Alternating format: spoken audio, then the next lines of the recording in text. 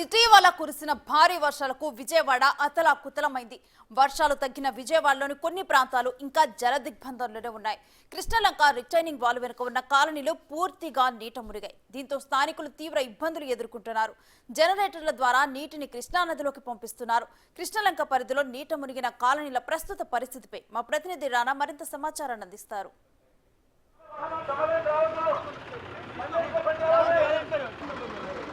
ఇంకా నీటిలోనే ఉన్నటువంటి పరిస్థితి కాబట్టి ప్రస్తుతం నేను కృష్ణలంకలో ఉన్నటువంటి రణది కాలనీ సాయిబాబా టెంపుల్ దగ్గర ఉన్నాను. నా బ్యాక్ సైడ్ ఒకసారి చూడండి. ఈ రిటర్నింగ్ వాల్ వెనకాల ఉన్నటువంటి ఈ యొక్క కాలనీలు మొత్తం దాదాపు 1.5 కిలోమీటర్ వరకు ఉంటారు. మొత్తం కూడా దాదాపు ఒక 5 రోజుల నుంచి కూడా పూర్తిగా ఈ నీళ్ళన్నీ కూడా నీట మునిగాయి.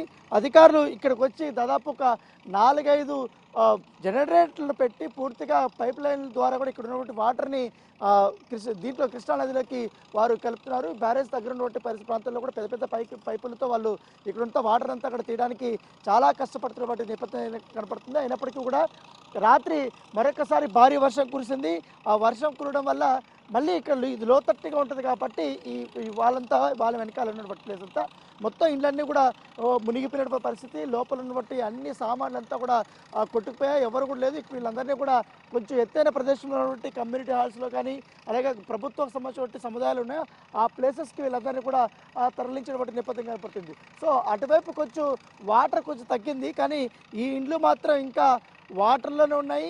మొత్తం ఇవంతా కూడా నిండిపోయినటువంటి పరిస్థితి. కొంచెం ఈ వాటర్ అంతా కూడా అటువైపు కొట్టడం వల్ల కొంచెంగా తగ్గుతున్నటువంటి పరిస్థితి కనపడుతుంది. సో పైనటువంటి ఆ ప్లేస్ అంతా కూడా ఆల్రెడీ దాదాపు ఇక్కడి నుంచి అక్కడి వరకు కూడా 4-5 వేలకు సంబంధించినటువంటి కుటుంబాలు ఇక్కడ జీవనం సాగిస్తున్నారు. దాదాపు 20,000 మంది దాకా కూడా ఇదే ఏరియాలో ఇక్కడి నుంచి దాదాపు అంతా కూడా నివసిస్తున్నారు. వాళ్ళందరూ కూడా నిరాశ్రయులయ్యారు. ఇప్పుడే ఆ పైన నుంచి వరద నీరు తగ్గింది కాబట్టి అక్కడంతా కూడా వాళ్ళ ఇళ్ళంతా కూడా వాళ్ళు క్లీన్ చేసుకున్నటువంటి పరిస్థితి అయితే కనపడుతుంది. ఇంకా చాలా దారుణంగా ఉంది సిచ్యువేషను. అధికారులు ఎప్పటికప్పుడు ఇక్కడ మానిటరింగ్ చేస్తున్నారు.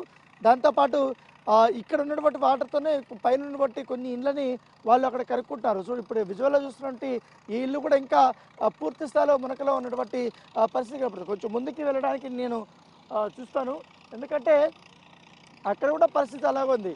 దాదాపు మోటార్లన్నీ కూడా పెద్ద ఎత్తున కూడా వాళ్ళు గంటల కొద్దీ పని చేస్తున్నా కూడా ఇంకా వాటర్ అనేది తగ్గముఖం లేదు. పైనుంచి కూడా కిందకి వాళ్ళ కింద ఉన్నటువంటి ఈ ప్లేస్ అంతా కూడా వాటర్ వచ్చేసింది. ఒక చెరువులాగా పెద్ద నీటి కుంటలాగా దాదాపు ఒక మనిషి పోతే కనీసం కనపడనటువంటి స్టేజ్కి ఈ వాటర్ వచ్చేసినటువంటి పరిస్థితి కనపడుతుంది. సో ఇంకా పనులన్నీ జరుగుతూనే ఉన్నాయి. దాంతోపాటు ఈ వాటర్ అంతా కూడా ఇంకా స్టోరేజ్ ఇంకా పెరుగుతూనే ఉంది. పైనుంచి వర్షం పడటంతో ఆ నీళ్ళంతా ఇంకా కిందకు వస్తున్నాయి. తర్వాత ఇక్కడ వర్షం పడుతుంటే ఈ నీళ్ళంతా కిందకి పడుతున్నాయి. సో ఆల్రెడీ కృష్ణానదిలో వరద ఉధృతి అనేది చాలా వరకు తగ్గిపోయినటువంటి నేపథ్యంలో ఈ పైపుల ద్వారా పూర్తిగా ఈ వాటర్ అంతా అటువైపు పంపించడానికి అధికారులు నిరంతరం శ్రమిస్తున్నారు. ఇక్కడ మోటార్లు ఏర్పాటు చేశారు.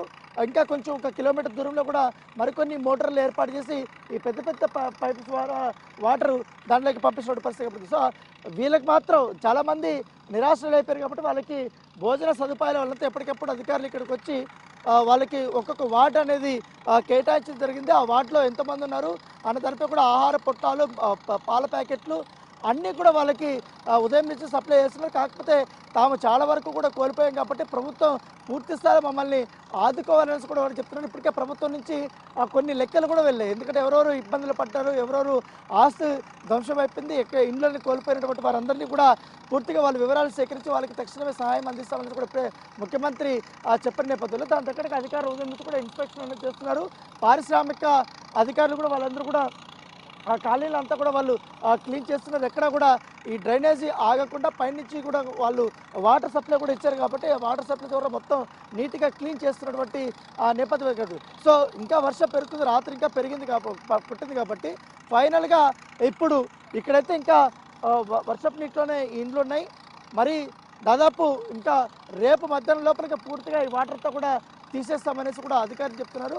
సో తీసేసిన తర్వాత ఎవరిని ఇప్పుడు దాదాపు 1 వీక్ వరకు ఇళ్లలోకి రానిరు. ఎందుకంటే పెద్ద ఎత్తున కూడా పాములు కానీ ఇవన్నీ కూడా ఇక్కడ ఉన్నటువంటి సిచ్యువేషన్, పాములు కానీ ఈ కప్పలు కానీ తేళ్ళు కానీ ఇవన్నీ కూడా పెద్ద ఎత్తున కొట్టుకొని వచ్చాయి.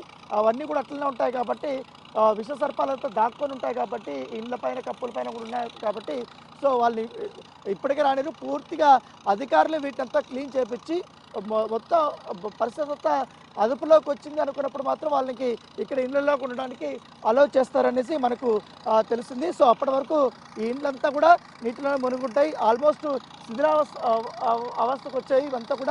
ఇవంతా కూడా పాడైపోయిన స్టేజ్లో ఉన్నాయి కాబట్టి వీటిని మళ్ళీ పడగొట్టి కట్టించుకోవాల్సినటువంటి సిచ్యువేషన్. ఎందుకంటే చాలా వరకు పాత చిన్న కుటుంబాలంతా కూడా జీవనం సాగిస్తున్నారు.